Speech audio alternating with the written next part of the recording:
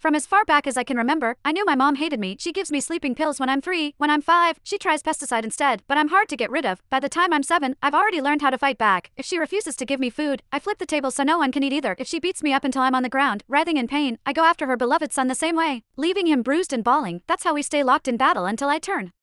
Everything changes when my youngest sister is born. I'm clumsily trying to help with her wet diaper when mom suddenly shoves me against the wall. The look in her eyes holds both disgust and fear. What were you trying to do to my daughter? I knew it. You take after that monster of a father. Why didn't you just die with him? I hold my aching head. For the first time, I don't fight back. I believe she's right. My existence is a mistake. I should never have been alive. Chapter by the time I managed to limp to Granny's house, night had already fallen. Granny saw the mess I was in and didn't look surprised. She took out her first aid kit and treated my injuries like she always did, then made me a simple plate of carbonara. Usually, I would eat while swearing I'd get even the next day, but this time, I just stared at the food and quietly asked, "Granny, I'm not actually Dad's child, am I?" She didn't answer, but the rejection and disgust flickering in her eyes told me everything I needed to know. She stood abruptly and started wiping the table over and over, right where the first aid kit had been. That was when I realized that my blood was something they all wanted to stay away from. I was the son of a rapist. No wonder Mom hated me. A sickening feeling rose in my throat. I bolted outside and leaned against the fence, retching. The night air stung the scrapes on my face before. Whenever Mom hit me, I told myself she owed me for every bruise she'd inflicted on me. One day I'd make her pay them back, but now, I didn't think I could even look her in the eye. I didn't stay at Granny's. She didn't come after me either. Instead, I wandered the streets with no idea where to go. That was when I saw a family outside a restaurant. They were celebrating someone's birthday, smiling and laughing. The woman in the middle was probably the mother. She looked so happy that I instinctively took a step back. Last year, on Mom's birthday, she'd smiled just like that before she saw